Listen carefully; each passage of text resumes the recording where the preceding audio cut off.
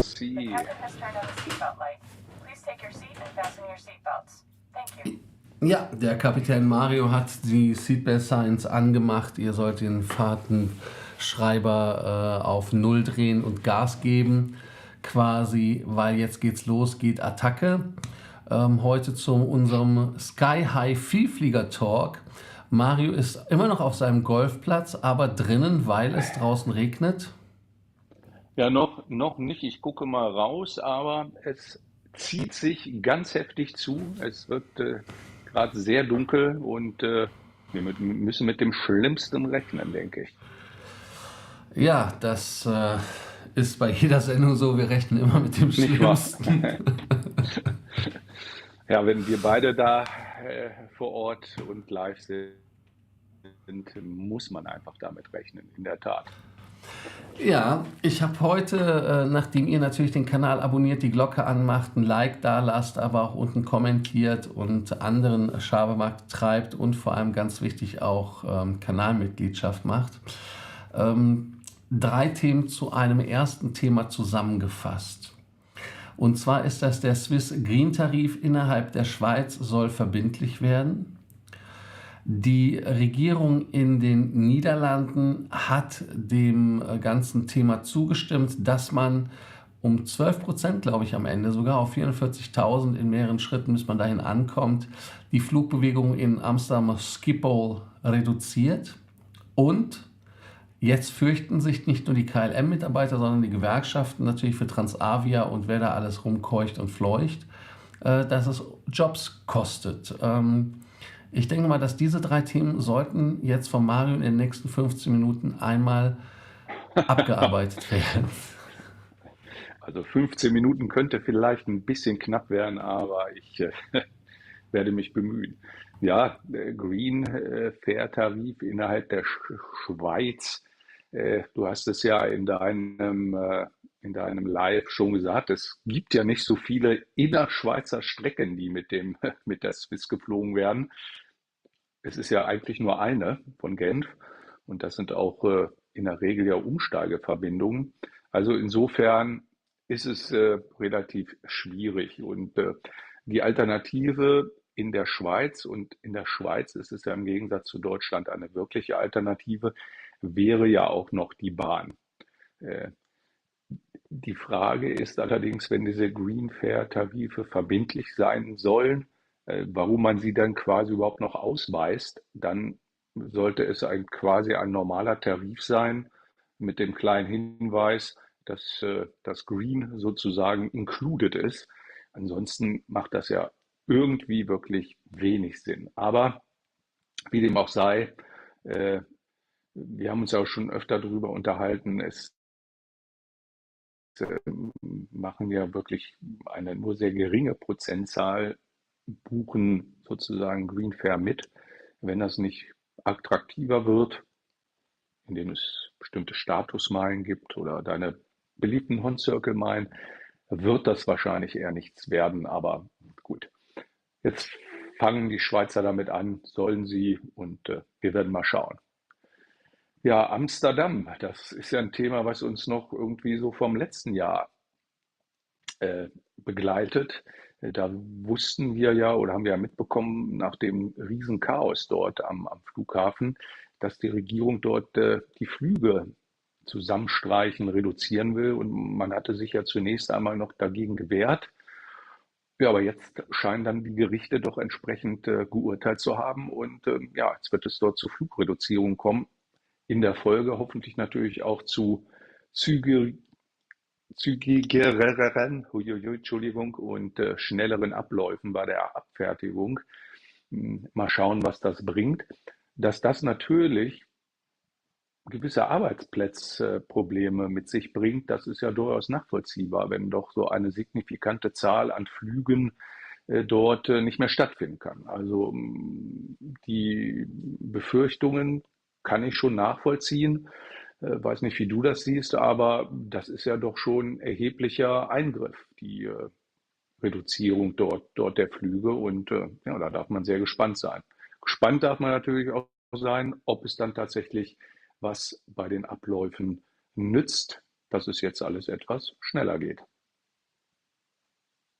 Ja, grundsätzlich bei den Schweizer Tarifen, ob man da sagen sollte, man braucht keinen Green-Tarif. Die Leute, die die 20% Meilen haben wollen, und zwar mehr Meilen, um den Tarif zu buchen, wollen das ja natürlich zumindest wissen, was sie für Vorteile haben.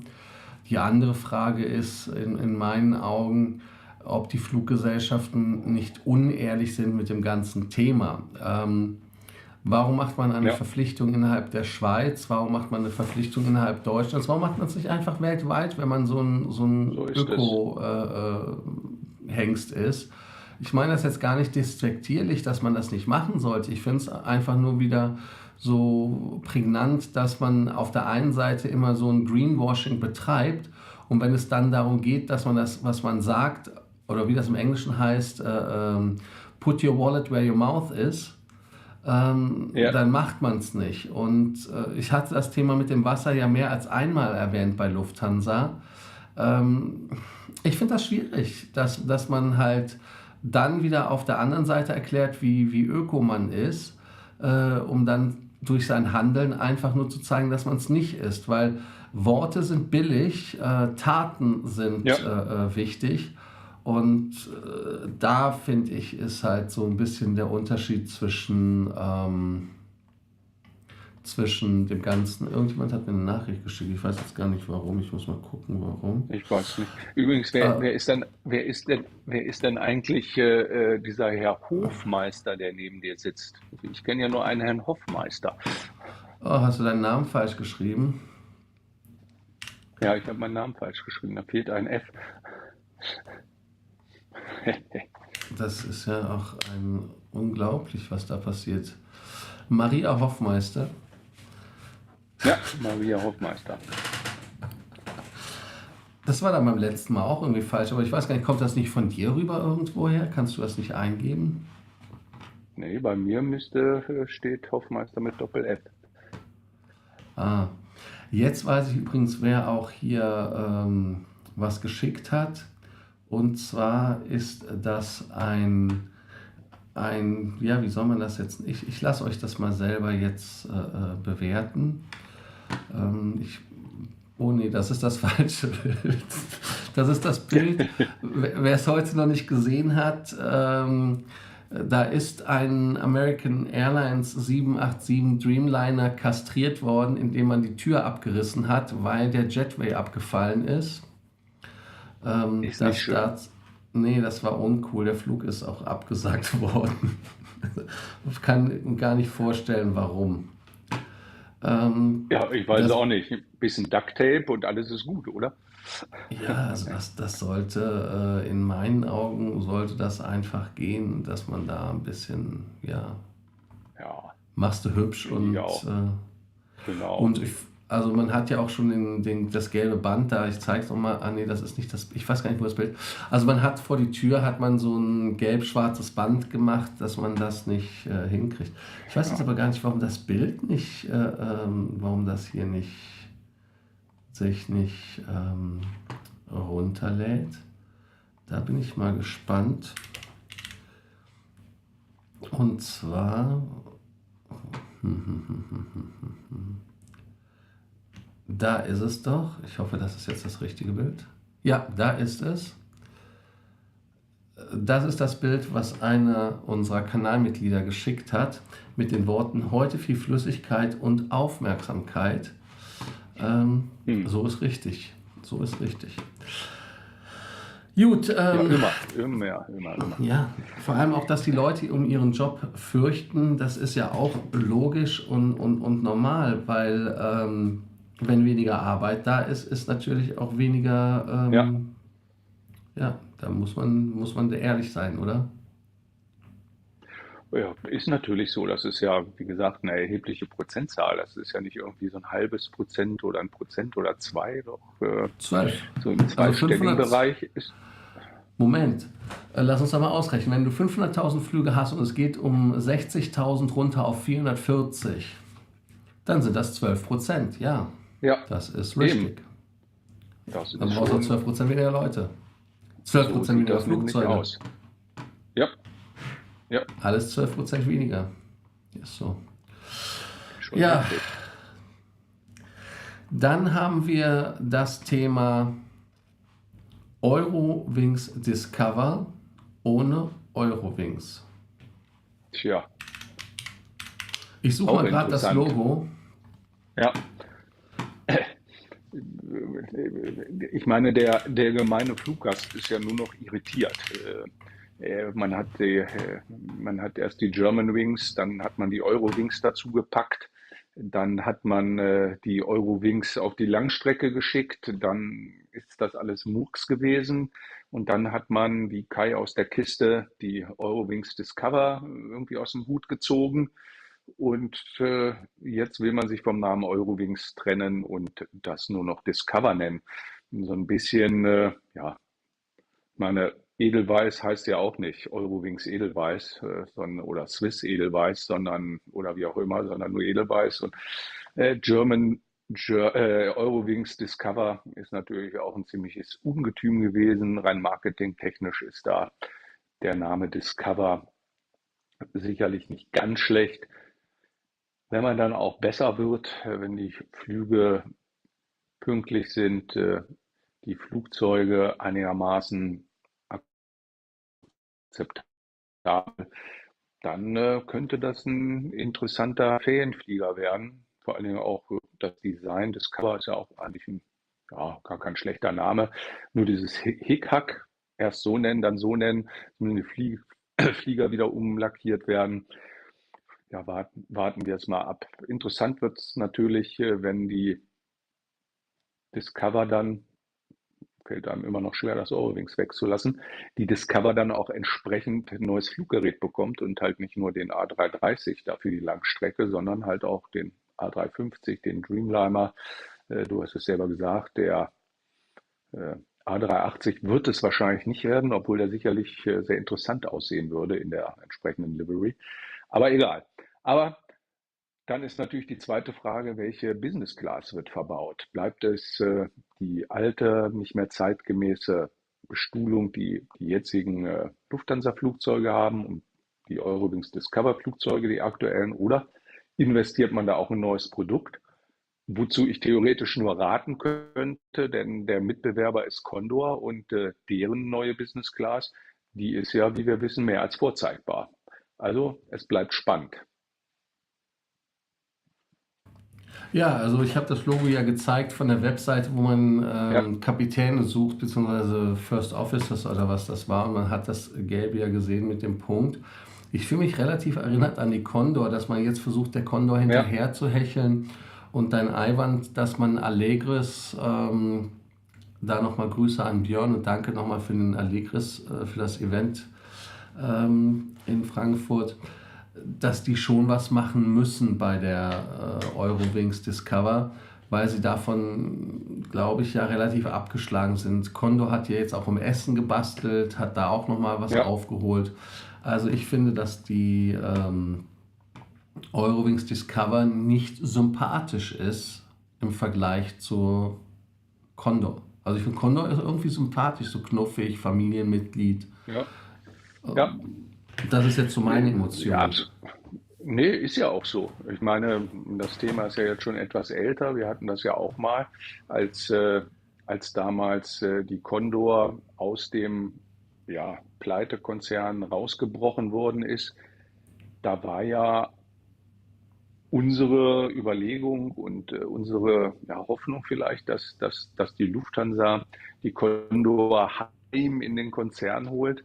Denn, du hast es gesagt, Condor hat meines Erachtens immer noch, was die Ferienfliegerei angeht, einen ziemlich guten Ruf. Und naja, sie gehörte halt mal zur Lufthansa. Sie hatte früher ja auch doch ein sehr ähnliches Logo mit dem stilisierten Kranich.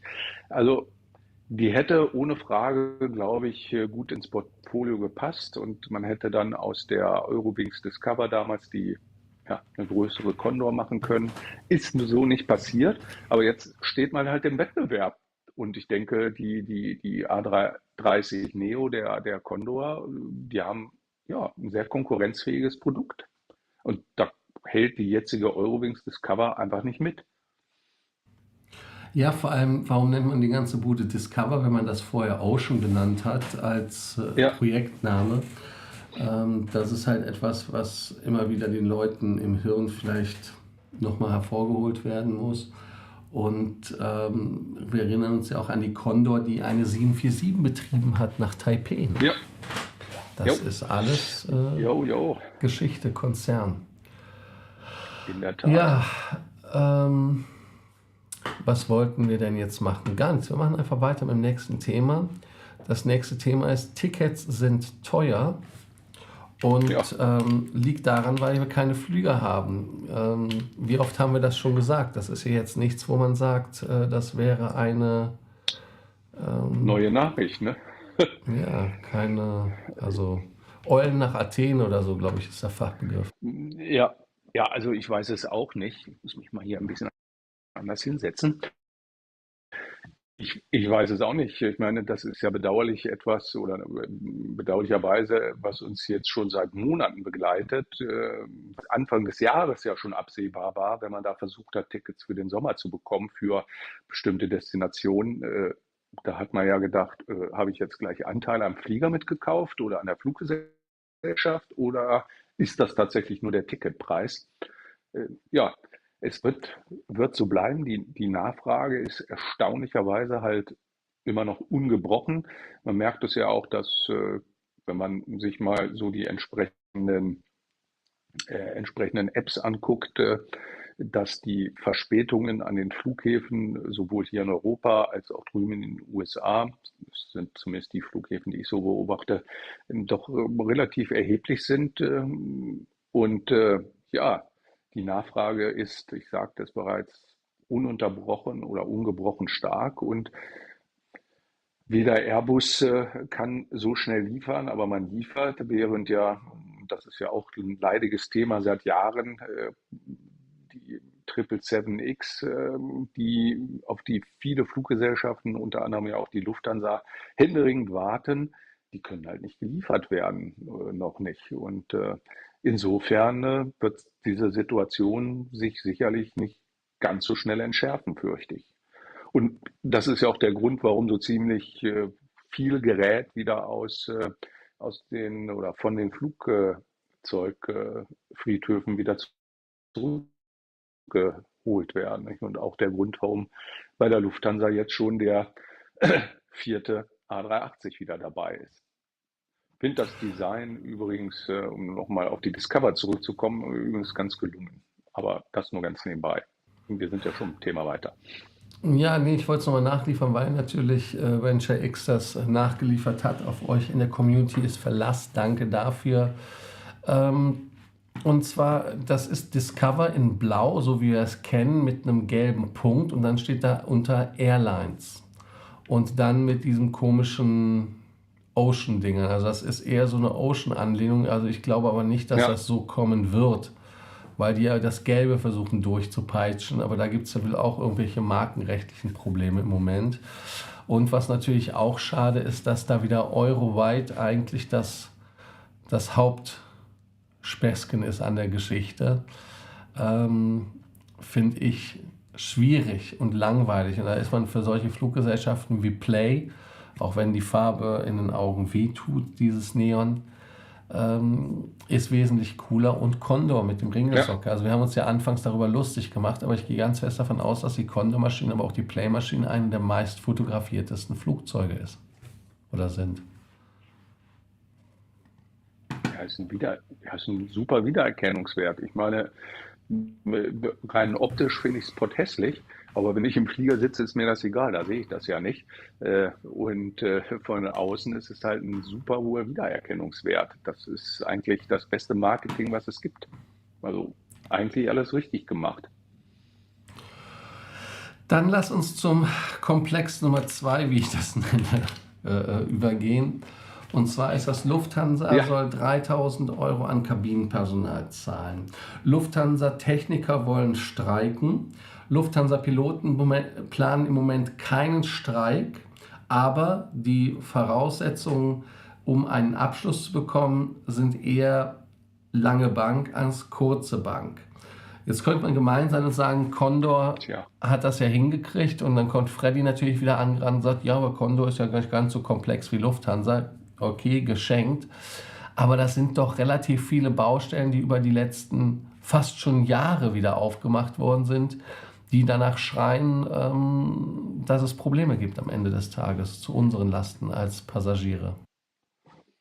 Ja, würde ich auch so sagen. Und dass die Condor nicht so komplex ist wie die Lufthansa, das liegt ja in erster Linie nicht an der Condor, sondern das liegt ja wohl am Lufthansa-Konzern, dass er ja mit Absicht die Strukturen so komplex gemacht hat, weil er natürlich für die verschiedenen Töchterunternehmen gerne verschiedene Tarife für das Personal eingeführt hat. Und irgendwann ja, rächt sich das natürlich. Das mag ja auch über Jahre Geld gespart haben, aber irgendwann, ja, irgendwann ist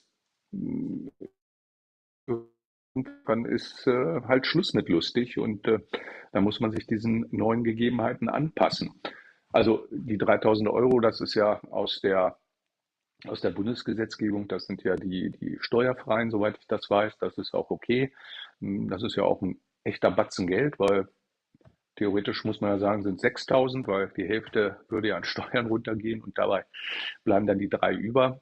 Also das ist schon mal nicht ganz schlecht. Dass die Lufthansa-Technik streiken will, ja, auch ausgegliedert, ist natürlich für uns Passagiere auch ein bisschen von Nachteil, denn ja, wir wissen ja, dass Flugzeuge gewartet werden müssen und dass ja, sobald nur eine kleine Glühbirne irgendwo am Notausgang defekt ist, der Flieger nicht mehr abheben kann. Und insofern ist das sicherlich alles etwas schwierig.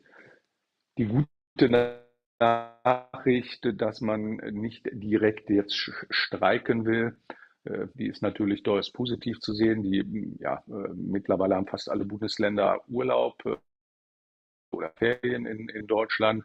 Das würde sicherlich zu einem Riesenchaos führen, auf Kosten dann wieder der Passagiere. Ähm, ja, also gut, man weiß nicht, ob es überhaupt noch zu Streiks kommt, wenn man sich vorher einigt, was natürlich in aller Sinne wäre, dann müssen wir dann auch keine befürchten. Ansonsten kann man natürlich nur hoffen, dass die Streiks sehr begrenzt bleiben und hoffentlich außerhalb der Ferien sind. Wobei das natürlich bedeutet, die nächsten 8 Wochen dürfte es dann keine Streiks geben, bis dann wieder irgendwie überall die Ferien zu Ende sind. Da so ganz so optimistisch bin ich da nicht, außer die entsprechenden Angebote sind da. Aber man hat ja schon gesagt, dass es lange dauert, weil es geht ja nicht nur ums Geld, das hatten wir ja auch schon letzte Woche, glaube ich, oder vorletzte Woche thematisiert, sondern es geht ja halt auch um Strukturen. Und insofern kann ich mir schon vorstellen, dass das auch, um das Wort nochmal zu bemühen, komplexe Verhandlungen werden. Sehr gut zusammenfasst, der Hoffmeister. Schön, dass wir Ja, das danke. so konnten. Ich weiß gar nicht, warum es bei mir Dafür Name bezahlst du heißt. mich ja auch gut.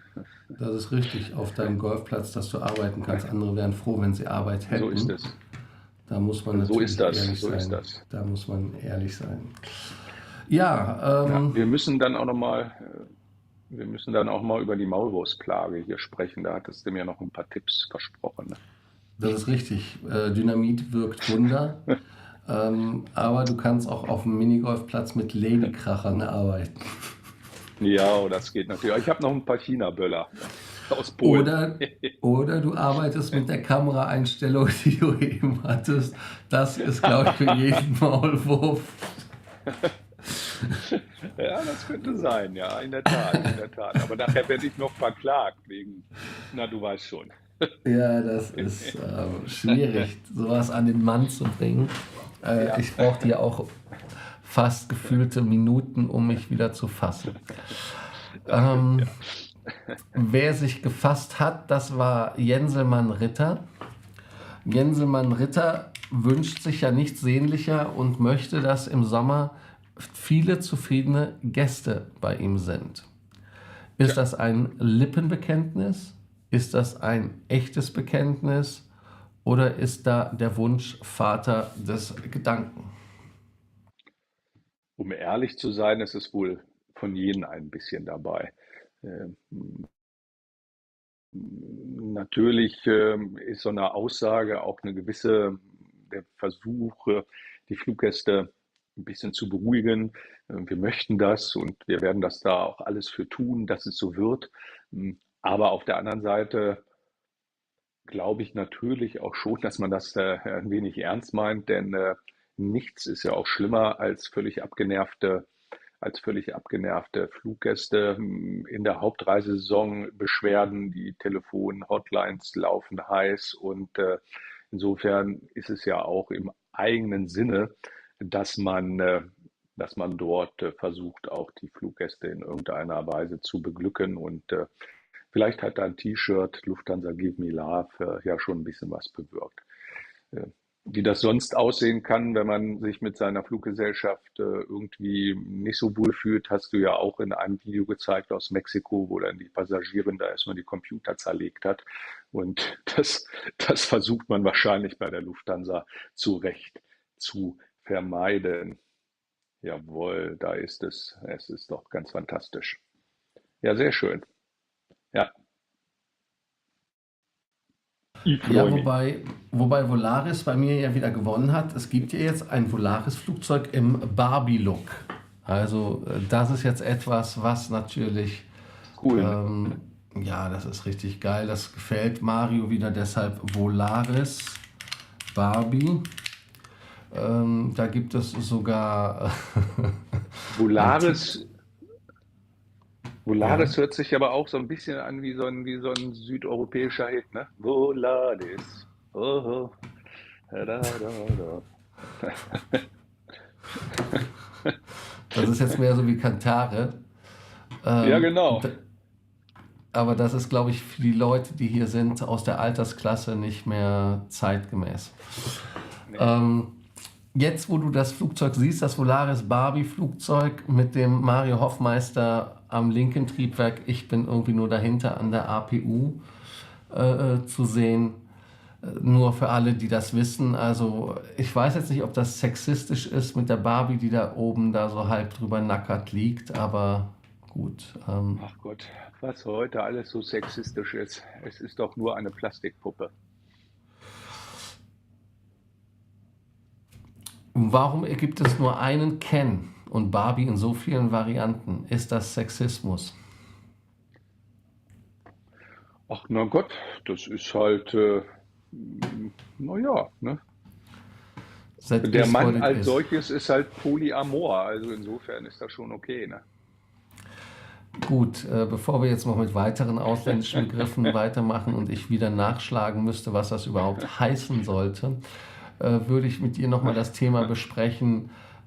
Pünktlichkeit ist bei Lufthansa ein intrinsisches Bedürfnis. Die App zum Beispiel ist gepimpt worden, die Flugzeiten sind in der App angezeigt, in der Boardingzeit besser. Das heißt also, die Tür macht 15 Minuten vor Abflug zu. Cool finde ich auch, dass man das Skandinavische übernommen hat, dass man jetzt über die hintere Türe einsteigen kann. Ich bin mal gespannt, wie das ist im Sommer, wenn du dir einen tot schwitzt, Treppe rauf, Treppe runter. Und das Ja. andere ist natürlich im Winter, wenn es kalt ist. Oder kannst du jetzt gerne was zu sagen und den Leuten deine heiligen Worte sagen? Ja, wenn das gewünscht ist. Naja, im Prinzip ist natürlich jede Maßnahme, die ein schnelleres Boarding, Deboarding ermöglicht, nicht verkehrt. Ähm, Du hast es angesprochen, aber es entbehrt ja auch nicht einer gewissen Logik. Wenn die ersten Flüge des Tages schon verspätet starten, dann ja, zieht das halt einen riesen Rattenschwanz hinter sich her. Mit einer zweiten Treppe, ob das immer so funktioniert an jedem Flughafen, weiß ich nicht. Äh, Ich habe ja das fantastisch große Glück, des Öfteren mal, wenn ich in meinem kleinen Lieblingsflughafen Hannover starte und dann über Frankfurt fliege oder auch München, dass der Flieger dann aus diesem Weltflughafen Hannover in der Regel in Frankfurt aus einer Außenposition geparkt wird. Und da sind natürlich dann auch immer zwei Treppen schon traditionell dran, um dann schneller in die Busse zu kommen. Wie das am Finger dann funktioniert, muss man schauen. Äh, Der Witz an der Sache ist, und du wirst das sicherlich auch schon mal erlebt haben, insbesondere in Frankfurt, dann kommt man pünktlich an und dann stehen schon alle auf, weil man denkt, oh, die Treppe ist ja gleich da und dann kommt dann nach 10 Minuten die Luft, das tut uns leid, aber der Flug konnte uns bis jetzt noch keine Treppe liefern. Die Busse warten dann auch schon da. Dann bringt natürlich auch sozusagen eine zweite Treppe nicht, wenn die zweite Treppe nicht da ist. Aber schauen wir mal. Und ansonsten ja, verschiedene Boarding-Verfahren, die ausprobiert werden.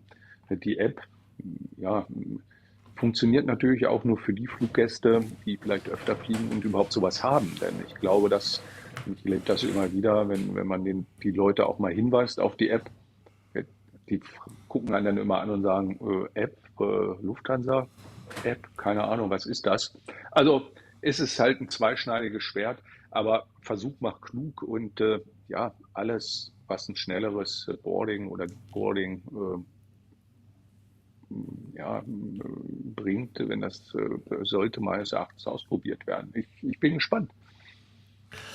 Wichtig an dieser Stelle noch mal ein kurzer Hinweis für den Haushalt, Mario. Frau Zöll-Hoffmeister hat geschrieben, Irene hat Heringssalat gemacht. Das ist wunderbar.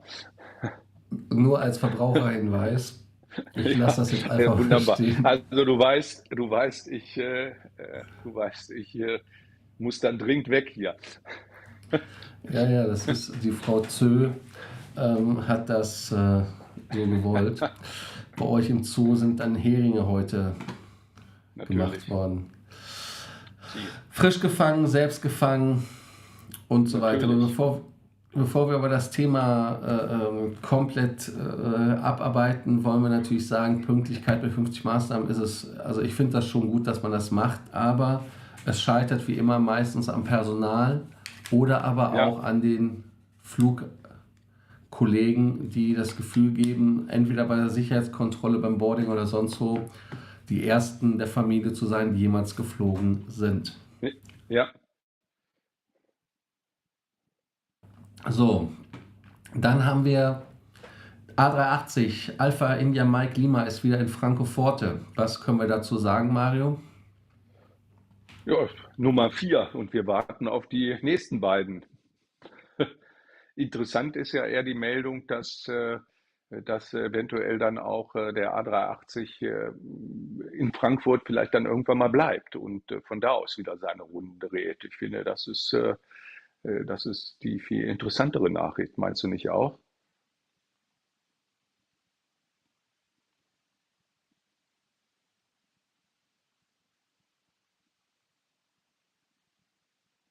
Hallo? Da bin ich noch gemutet Hallo? gewesen. Da ist Ja. er wieder.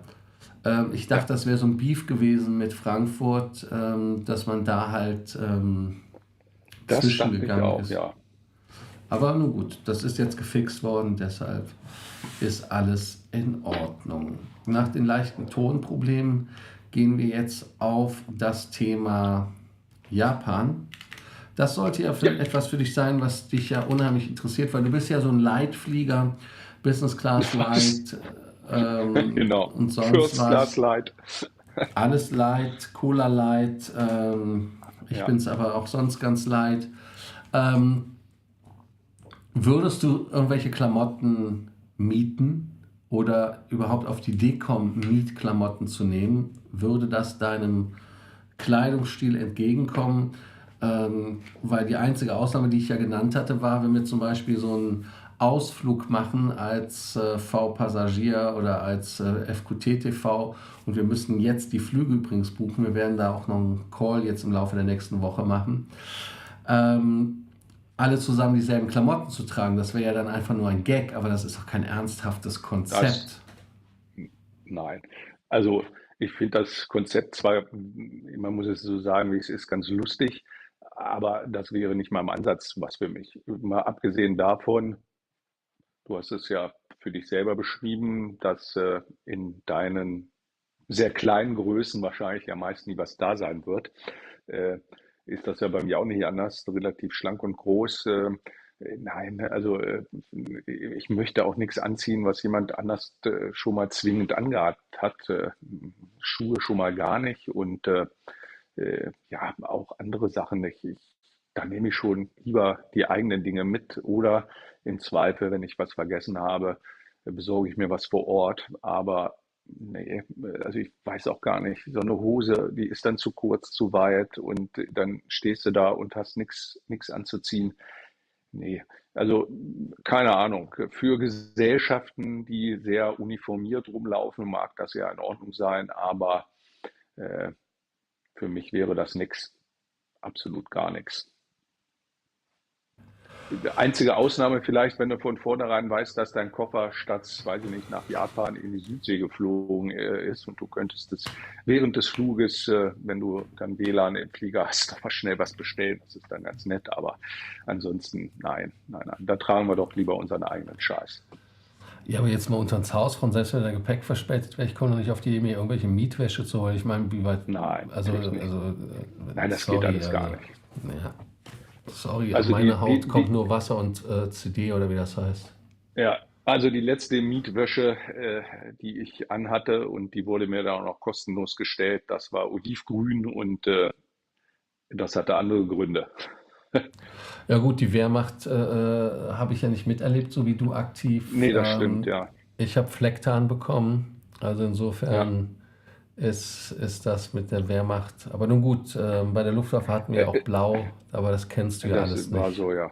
Nein, das Das, kenne ich nicht. Aber damals vor Stalingrad waren wir ja froh, überhaupt irgendwas anzuhaben. Also insofern alles gut. ja, das ist wohl so üblich gewesen damals. Ja, Best Rate Garantie. Hast du mit der Best Rate Garantie irgendwelche Erfahrungswerte? Sagt dir das was? Kennst du da was? Ist das was? Kommt da ja. was? Also du hattest es ja ein Beispiel der Marriott-Gruppe. Du weißt ja, ich bin sozusagen ein Bewohner der Hilton-Gruppe, aber die machen ja auch Werbung damit. Ja, es ist schwierig. Manchmal sieht man Angebote von Drittanbietern, die dann günstiger sind, aber bei vielen Meilen beziehungsweise Punktesammelaktionen ist es dann auch so, dass du ja nur die Punkte bekommst, wenn du direkt über die Seiten des Hotelanbieters buchst. Äh, Ich gebe es mittlerweile auf. Ich gucke da so ein bisschen rum, entscheide dann für mich selber, ob der Preis angemessen ist und dann buche ich oder lasse es halt sein. Ich halte das manchmal auch für, ja, schon fast ein bisschen für Verarsche, aber das ist halt eine gewisse Marketingstrategie, um die Leute da bei der Stange zu halten, äh, kann man sich meines Erachtens auch sparen.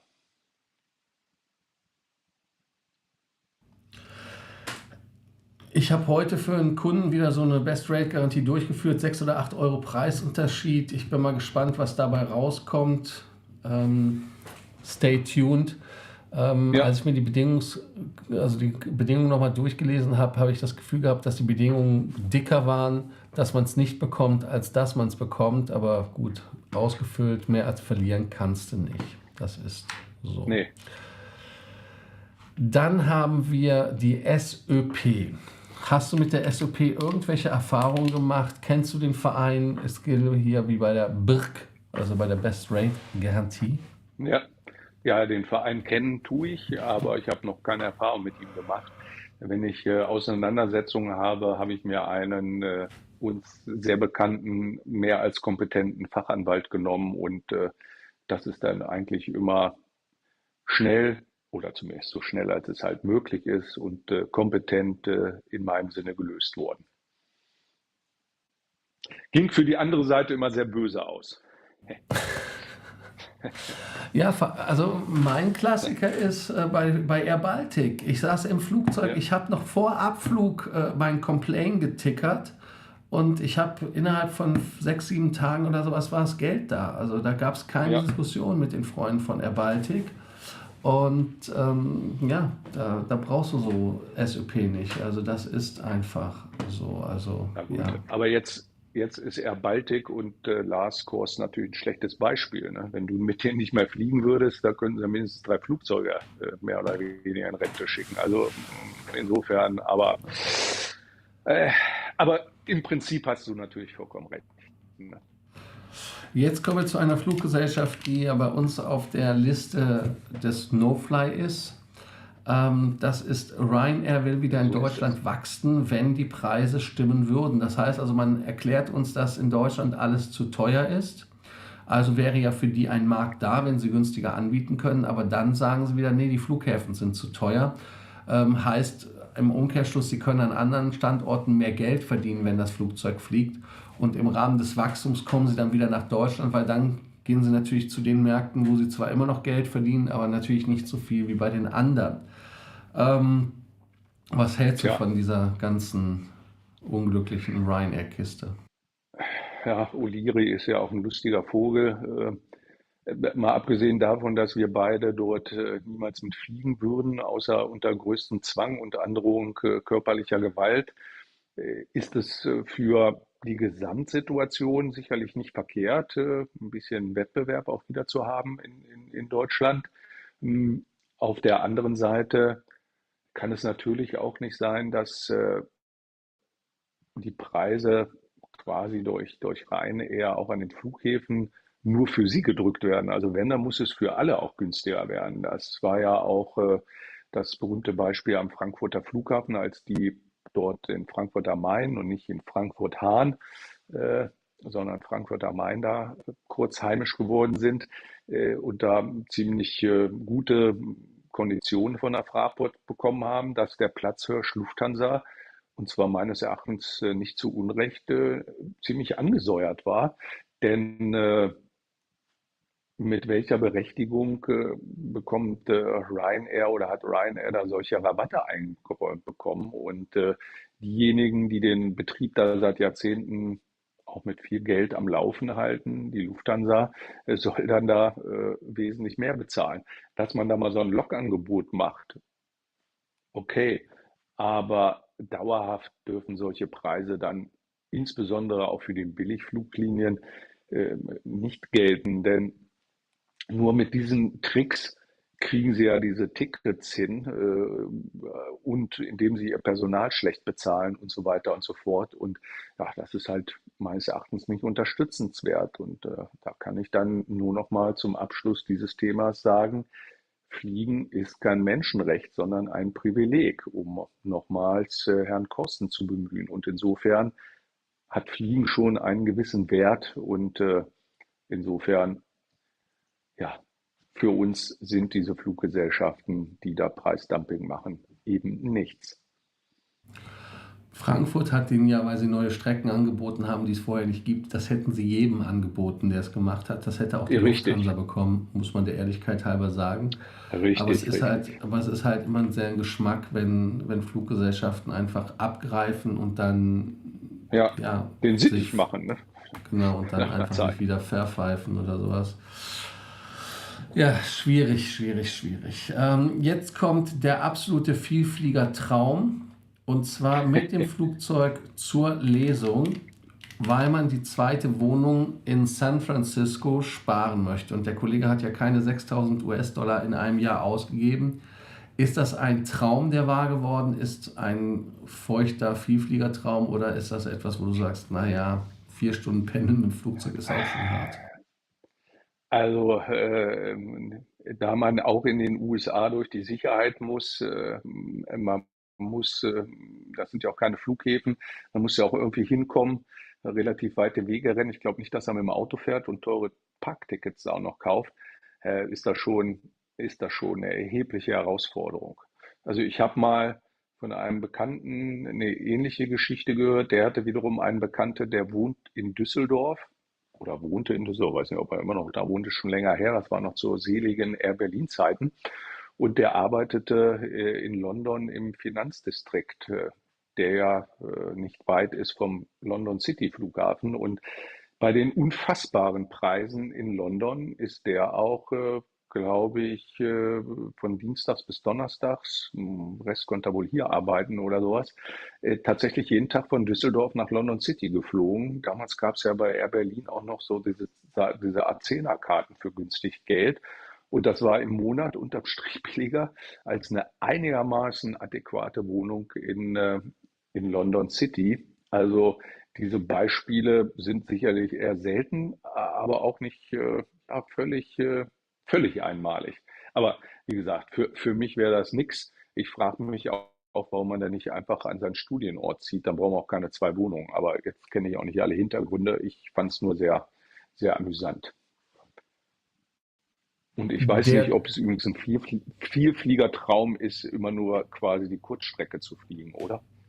ja, Stunde 10 oder sowas war der Flug, aber der Kollege wollte halt nie nach San Francisco ziehen und wollte in Los Angeles bleiben. Und es war für ihn absehbar, dass das alles einfach nur so ein Intermezzo ist. Naja, dann. 138 Mal, glaube ich, ist er hin und zurück geflogen, also über 200 irgendwas Mal. Ähm, Das ist schon eine krasse Nummer. Aber gut, wenn man das ordentlich so hinkriegt mit 6.000 Dollar und drunter, das ist natürlich billiger als alles andere. Da muss man ehrlich sein und sagen, Respekt, Respekt, Ja, Respekt. Jetzt haben wir natürlich Respekt für euch. Und zwar gehen wir jetzt auf eure Fragen, Sorgen, Ängste und Nöte ein. Denkt dran, den Kanal zu abonnieren, die Glocke anzumachen, aber auch ein Like dazulassen. Ganz, ganz wichtig, immer liken. Das ist unser und Liebeselixier. Dann geht es jetzt direkt weiter mit dem Thema.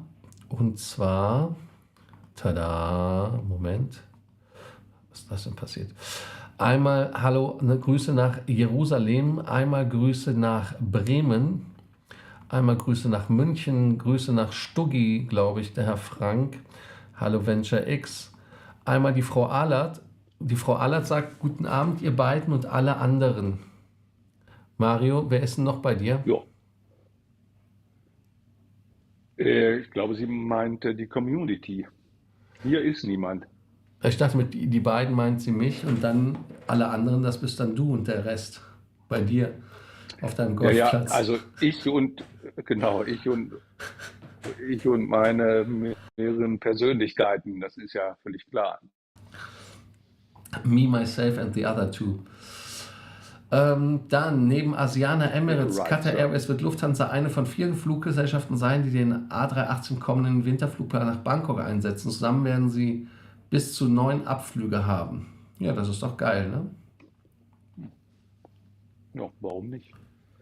Hallo Nur zu. Sven, hallo Jörg und da haben wir Freddy mit einem Moin und einem Hallo. Sorry, war gestern nach wenigen Minuten schon weg, war Einkauf. Ja, was ist denn das für eine Entschuldigung? Excuse-moi. Einkaufen, Also, ohne abzumelden. einkaufen, also jetzt mal ehrlich. Ja, also, was können wir für deinen leeren Kühlschrank, ja? Richtig, einkaufen ist so 2020. Ja, so old-fashioned. Gibt es nicht irgendwie so Volt, Bolt, Uber Eats oder wie der ganze Quatsch heißt, die Ja, einkaufen für genau. einen? Ja, ja. Die Also echt ab. Flaschenpost. Ja, unglaublich. Dann, aber warum weniger Flüge? Bei uns brummt es doch auch, oder? Ja, es gibt weniger Flüge, weil halt keine Flugzeuge da sind. Es gab halt vor Corona mehr. Ja, so Venture ist X es. sagt Lufthansa Discover. Roland grüßt Mario und Lars. Genau, hier nochmal von Ronny der Hinweis zum Arbeitsnamen Ocean. Ich meine sogar, dass die immer noch Ocean 11 hätte ich fast gesagt, dass das Callsign ist oder sowas. So, dann Business Class. Weiß man denn, warum bei Edelweiss so angeordnet ist? Also nach Einstieg links die Premium Economy, nach rechts die Business, dann Eco. Ja, das weiß man, weil es vom Platz her am wenigsten Verluste gab für die Fluggesellschaft. Das war der Grund. So ist es. Freddy sagt, dass man bei Lufthansa die Condor haben wollte, aber das Kartellamt hat das schnell abgesagt. Okay. Ich habe jetzt schon für Februar 2024 April Mai Flüge gebucht, weil die Preise gerade nach oben explodieren für Flüge in die USA. Ja, das kann so sein. Die For You, die Ocean-Lackierung oder die Discover-Lackierung hat ein bisschen was von Egypt Air. Ja, das stimmt. Das stimmt. Da hat Freddy nochmal dem Ganzen zugestimmt, dass das Callsign war, Ocean. Und Frank sagt, der größte Unterschied zwischen Discover und Condor ist, dass man bei der Condor sehr gut mit Urlaubern umgehen kann. Discover fehlt dahin ein wenig Human Touch, immer nur Business as usual. Freddy sagt, das ist nicht so. Das würde ja die Kollegen da ausmachen. Und Freddy sagt, was habe ich verpasst, Mario? Jetzt musst du ihm da helfen, auf die Sprünge. Ja, was denn verpasst? Also den Heringssalat oder? Das weiß ich nicht, der Herr Hoffmeister. Weiß ich Er auch spricht nicht. dich an. Das Das ist alles musst gut. du jetzt wissen. Das kann ich leider nicht zu sagen. Wir machen das Gut. mal unter Unter euch Hausfrauen. uns aus. Genau. So, Maulwurf. Knoblauch, Zwiebeln zerkleinern, aufkochen, abkühlen lassen. Aber warum machst du denn, wenn du Maulwurf-Eintopf machst, lässt ihn abkühlen? Das schmeckt doch nur warm und mit Kartoffeln. Ja, ich wollte auch gerade sagen, vor allem muss man vorher das Fell abziehen. Ne? Das schmeckt so ein bisschen pelzig. Ja, aber gut, ich kenne mich damit nicht aus. Mario könnte ja locker die Maulwürfe totquatschen. Das gilt noch als humanes Sterben.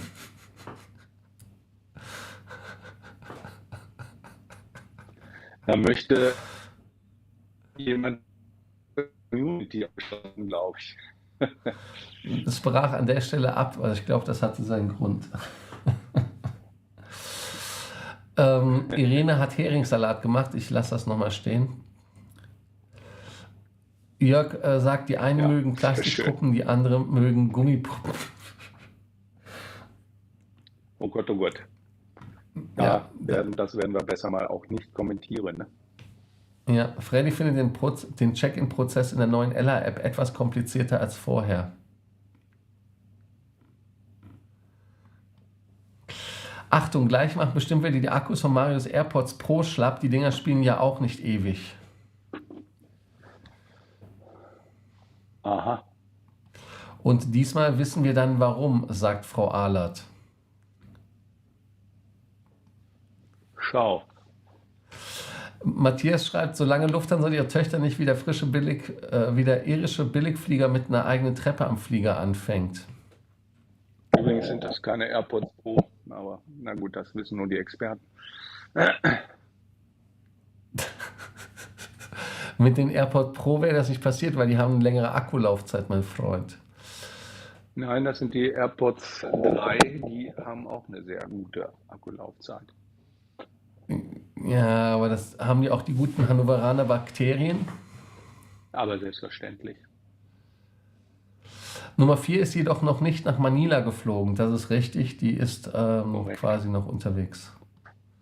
Ja. Ton, ach ja, das war, wo ich kurz Ton hatte. Danke für den Hinweis, aber das hat, ja, da müssen wir ein bisschen, ich muss mich mehr konzentrieren.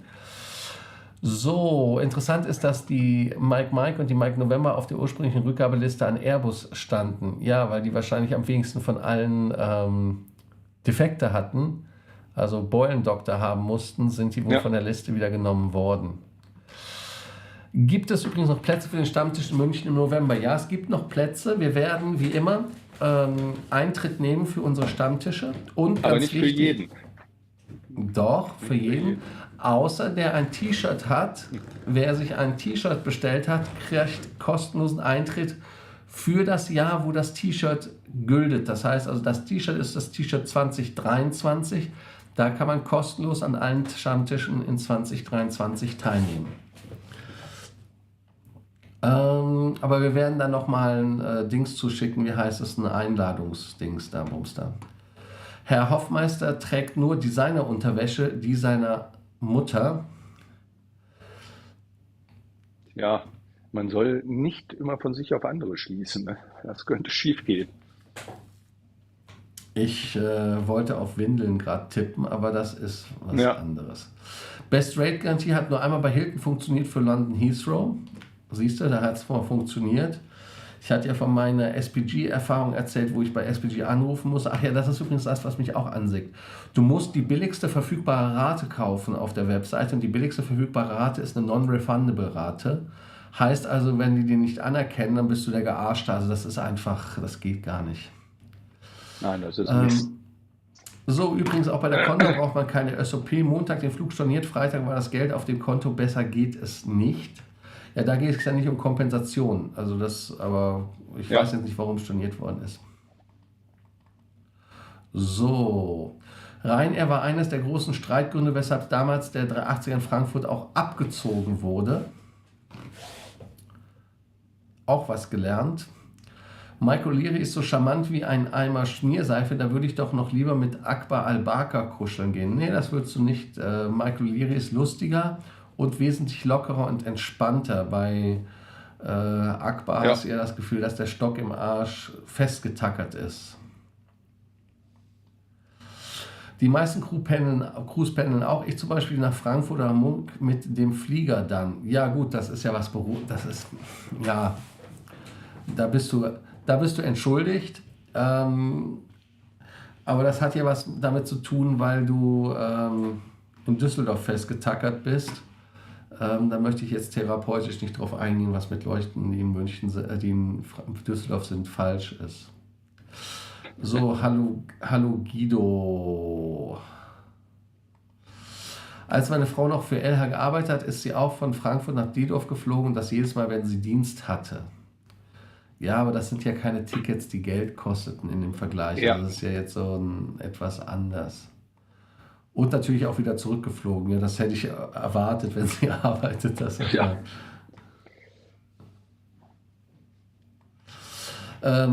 Ja, Freddy fragt, ich meinte Lars, geschockter Blick, was hatte ich da verpasst? Also das kann man nicht beschreiben, Mario, was ich da also was die verpasst hatten mit der anderen Kamera. Ja, und das wollen wir auch jetzt nicht näher erläutern. Das wird wohl für immer unser Geheimnis bleiben. Richtig, richtig, richtig. Außer man kommt vielleicht zum Stammtisch und zu später Stunde kommt das Thema dann vielleicht mal auf den Tisch. Aber Freddy behauptet auch, Düsseldorf ist die schönste Stadt am Rhein und auf der richtigen Rheinseite. tja, Jeder hat Recht, die falsche Meinung zu haben. Das ist halt so. Da müssen wir ehrlich sein. auf, Das ist. auf jeden Fall besser als Köln. Ja, das sind jetzt die letzten Worte des heutigen Themenkomplexes, weil wir haben ja hier, und das ist ja ganz, ganz wichtig, wo ist es denn? Warte, es kommt. Ich habe es eben auf Anhieb gehabt und jetzt muss ich es wieder suchen. Da ist es. Irene hat Heringssalat gemacht. Ja, und den werde ich jetzt mal essen gehen. Und insofern wünsche ich allen noch einen schönen Sonntag. In dem Sinne, tschö mit Ö, viel Spaß und wir geben euch jetzt einmal kurz den Abgesang. Also, bis dann. Jawohl. Ciao, ciao. Ciao.